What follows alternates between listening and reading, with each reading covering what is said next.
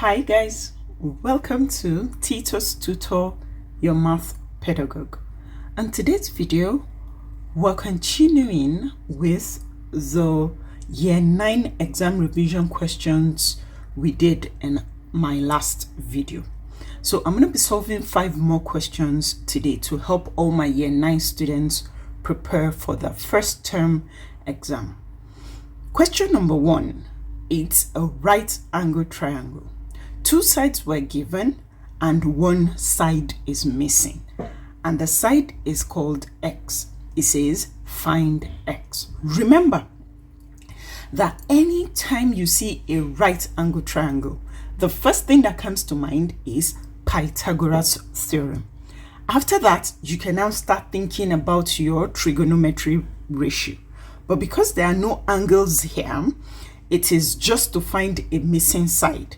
Then you have to apply the Pythagoras theorem. Okay, what does the Pythagoras theorem say? It says that the square of the hypotenuse is equal to the sum of the squares of the 2 other sides, right? So the first thing you tell yourself is which one is the hypotenuse. In this case, it's important. And the hypotenuse is always the longest side that is opposite the right angle. So here is my right angle. That means this is my hypotenuse. So 10 squared is equal to 6 squared plus x squared. That's Pythagoras theorem. So once you have that your equation, you can now solve for the unknown. Let's dig into it. Okay, so it is 10 squared is equal to 6 squared plus x squared. 10 squared is 100. 6 squared is 36 plus x squared.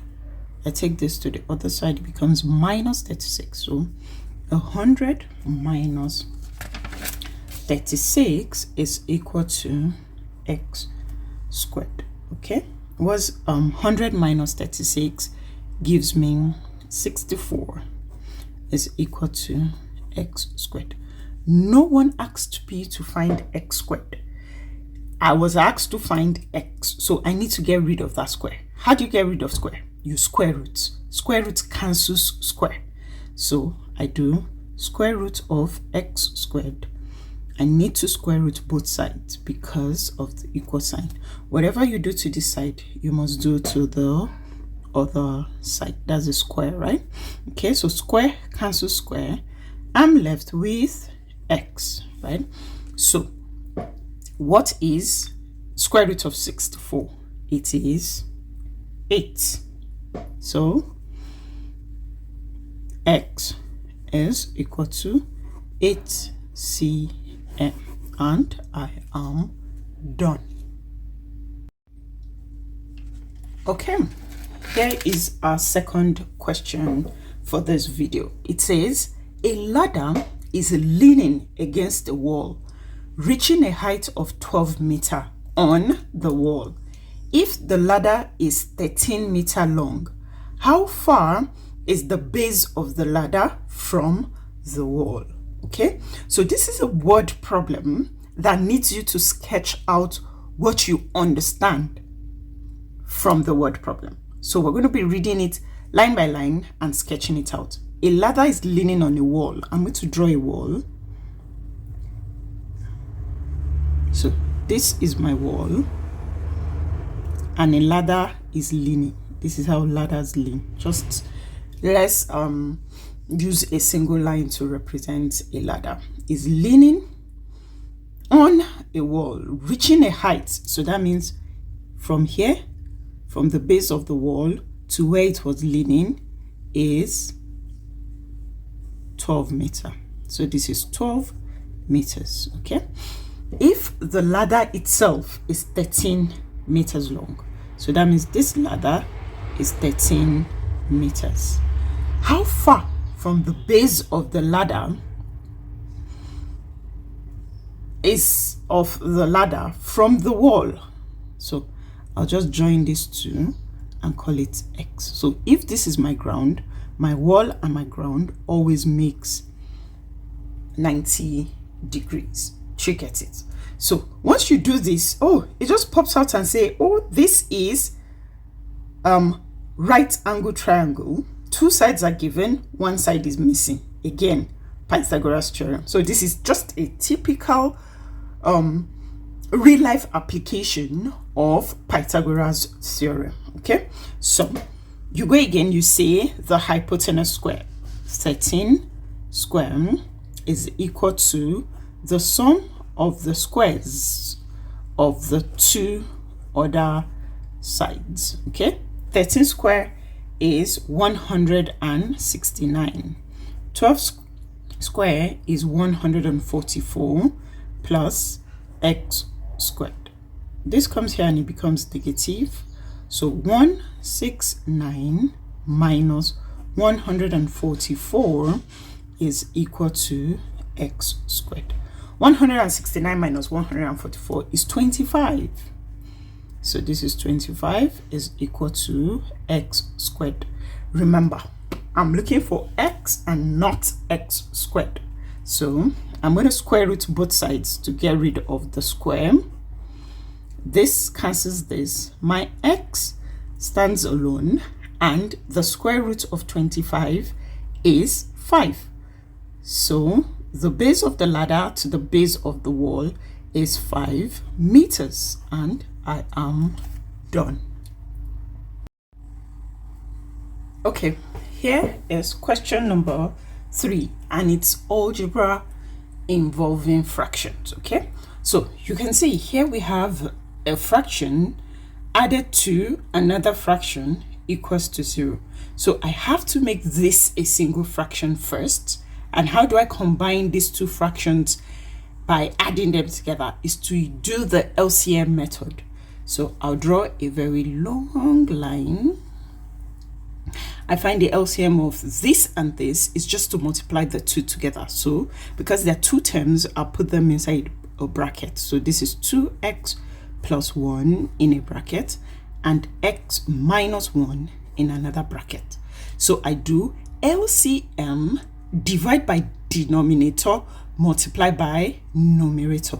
That's how to add two fractions with different denominators. Okay, so if I do this LCM divide by this cancels this. I'm left with only x minus 1. So I'm going to multiply x minus 1 with 3. Let's do that. 3 multiply, bracket means multiplication, x minus 1. Okay, I put back my plus and I do LCM divide by denominator. So this cancels this.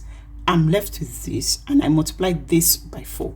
So I have 4 open bracket 2x plus 1, and I close my bracket. This is equal to 0 over 1. Okay, so it's time to open up our bracket and simplify before we cross multiply. Let's go. 3 times x is 3x. 3 times minus 1 is minus 3. Plus 4 times 2x is plus 8x. And 4 multiplied by 1 is 4. Okay, all over 2x plus 1 x minus 1 is equal to 0 over 1. Now, what I have successfully done is to make these two fractions, turn it into one single fraction, so that I can tell myself that when two fractions equate each other, I cross multiply. I multiply this by this and multiply this by this. So the whole of this multiplied by 1 still gives me the whole of that. Okay, x plus 4. I put my equal sign and I say the whole of this multiplied by 0. Remember, 0 is a hero. Anything multiplied by 0 is 0. So it turns this into 0. I have my straight line equation. I just solved for x, and I am done. For me to solve for x, I need to simplify like terms. 8x and 3x are like terms, so 3x plus 8x gives me 11x. Negative 3 positive 4 gives me plus 1. This is equal to 0. I bring my positive 1 here, it becomes negative 1. So 11 is equal to 0 minus 1 is minus 1. But this is 11x, remember. 11x is equal to negative 1. So I'm going to divide this by 11, divide this by 11. So 11 can cancel 11, and x stands on is on. So x is equal to a negative 1 over 11, and I am done. Okay, here's question number 4, and it's a right angle triangle again, but this time around only one side is given and one angle given. You can use Pythagoras theorem, because in Pythagoras theorem you need two sides given, one side missing. But here you have angle, one side. So you use Pythagoras ratio. And our Pythagoras ratio is your SOHCAHTOA: sine, cosine, and tangent. So remember that it is SOHCAHTOA.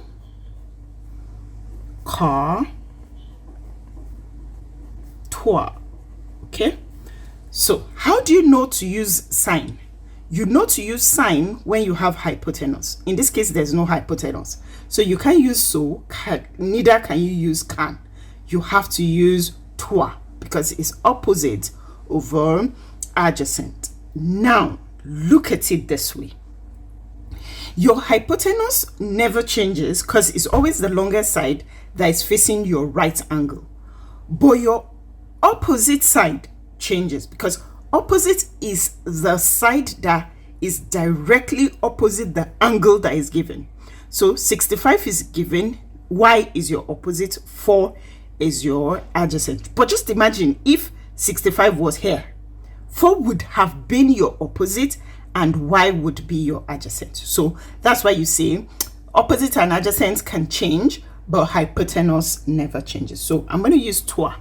Okay, so it is tangent of 65 is equal to opposite y, adjacent 4 over 4. So I will go get my calculator and look for tangent of 65, and that's going to give me 2.1445 is equal to y over 4.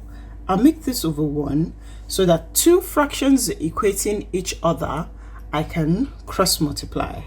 4 multiplied by 2.1445 is going to give me what y is, because I have to cross multiply this too. So y times 1 is y, and 2.1445 times 4 is 8.58 centimeter, and I am done. Here's our final question for today's video, question 5. But if you're still watching till now, I want to say a big thank you to you. Thank you for sticking by. Don't forget to hit the subscribe button, like this video, share with anyone you think may need it. Don't forget to turn on my notifications so you don't miss any math video from me. This question is a right angle question again, but this time around you're not looking for a side, you're looking for an angle. It says find theta. You're looking for an angle. So remember, it's going to be your trigonometry ratio, SOHCAHTOA, but this time around hypotenuse is given. So you find out, is this opposite or adjacent? This is the angle, this is opposite. So you're going to use sine. Sine is so, right? So you say sine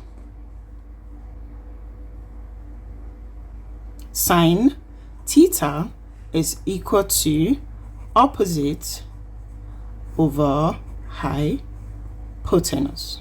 Okay, so sine theta is equal to, the opposite is 105 all over, the hypotenuse is 120. So you see sine theta, press your calculator for this and you have 0.875. To get your angle, you do a sine inverse. Don't forget to press your shift before you press your sine, right? Then you do shift sine inverse of 0.875, and that's going to give you what theta is, which is 61.045, approximately 61 degrees, and you are done. I hope you find this video helpful. If you do, don't forget to watch the next video coming up, which will still be preparatory for first term exam. Thank you for watching.